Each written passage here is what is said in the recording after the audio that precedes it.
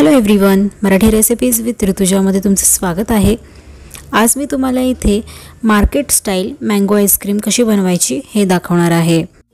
Mango ice cream बनवण्यासाठी आपल्याला जे काही साहित्य लागेल ते मार्केटमध्ये इझिली मिळून जाते। या व्हिडिओमध्ये आईस्क्रीमचा जो मी बेस दाखवलेला आहे त्यापासून तुम्ही वेगवेगळ्या फ्लेवरचे आईस्क्रीम तयार करू शकता।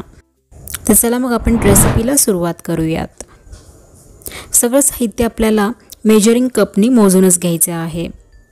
एका बोलमध्ये 1 कप आणि 1/4 कप म्हशीचं दूध घेतलेलं आहे। कोणतीही आईस्क्रीम करताना म्हशीचेच दूध वापरावे, गाईचे वापरू नये।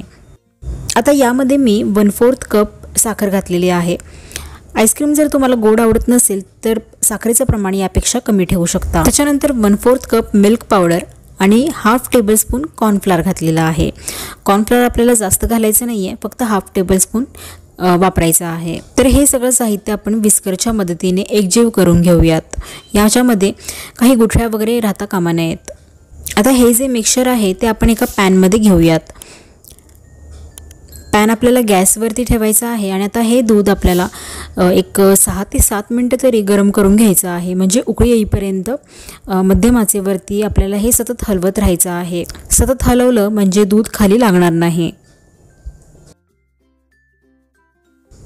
तर बघा 7 ते 8 मिनिटं झालेली आहे आणि उकळी सुद्धा आलेली आहे। तर इतपतच आपल्याला हे गरम करायचं आहे, जास्त घट्ट होऊ द्यायचं नाहीये। आता हे मिक्सचर आपण एका गाळणीने गाळून घेऊयात। तर याच्यामध्ये काही लम्स वगैरे असतील तर ते अशा प्रकारे फोडून घ्यायचे आहेत एका स्पॅच्युलाच्या मदतीने। दूध आपल्याला रूम टेम्परेचरला नॉर्मल करून घ्यायचं आहे। त्यानंतर मँगो आईस्क्रीममध्ये आपल्याला फ्रेश फ्रूटचा पल्प लागणार आहे। तर इथे मी 2 अल्फान्सो मँगो घेतलेले आहेत, म्हणजेच हापूस आंबे घेतलेले आहेत। तुम्ही कुठलेही वेगळे आंबे वापरले तरी चालतील। आता आपण या आंब्यामधून त्याचा पल्प काढून घेऊयात। आंब्याच्या मी अशा प्रकारे बारीक फोडी करून घेतलेल्या आहेत। मिक्सरमध्ये घालून आपल्याला याचा पल्प तयार करून घ्यायचा आहे। पाणी न टाकता आपण हे फिरवून घेतलेलं आहे। आता कुठल्याही फ्रेश फ्रूटचं आपल्याला आईस्क्रीम करायचं असेल तर त्यामध्ये वॉटर कंटेंट हा जास्त असतो। तर अशा वेळी आपण हा पल्प थोडासा गरम करून घेणार आहोत। तर पॅनमध्ये मी एक सतत हलवत पल्प साधारण 3 ते 4 मिनिटं गरम करून घेतलेला आहे। यामध्ये जे मॉइश्चर होतं ते निघालेलं आहे आणि जास्त घट्ट करायचं नाहीये, फक्त 3-4 मिनिटं आपल्याला गरम करून घ्यायचे आहे। पल्प रेडी आहे, तर एका बाउलमध्ये काढून घेऊ। हा पल्प पण तुम्ही गाळणीने एकदा गाळून घ्या, म्हणजे यामध्ये काही छोट्या गुठळ्या असतील तर त्या वेगळ्या होतील। आता एका मोठ्या बाउलमध्ये मी 3/4 कप व्हिपिंग क्रीम घेतलेली आहे। व्हिपिंग क्रीम व्हिप करताना ती चिल्ड असली पाहिजे, म्हणजेच थंड असली पाहिजे।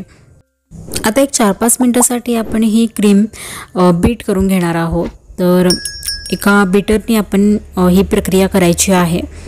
स्टिफ पीक येईपर्यंत बीट करायची गरज नाही आहे, फक्त व्हिपिंग क्रीम थोडीशी क्रीमी झाली पाहिजे। आणि मग यानंतर आपल्याला 1/4 कप कंडेन्स मिल्क आणि जे आपण गरम करून ठेवलेलं दुधाचं मिक्सचर होतं ते घातलेलं आहे। आता हे मिश्रण एकजीव व्हावं यासाठी परत एकदा मी बीट करून घेते। फक्त हे मिक्स करण्यापुरतंच बीट केलेलं आहे। आईस्क्रीमचा हा प्लेन बेस तयार आहे। यामध्ये तुम्ही वेगवेगळ्या प्रकारचे एसेन्स पल्प घालून वेगवेगळ्या फ्लेवर्सचे आईस्क्रीम तयार करू शकता। आता यामध्ये आपण मँगो पल्प घालूया।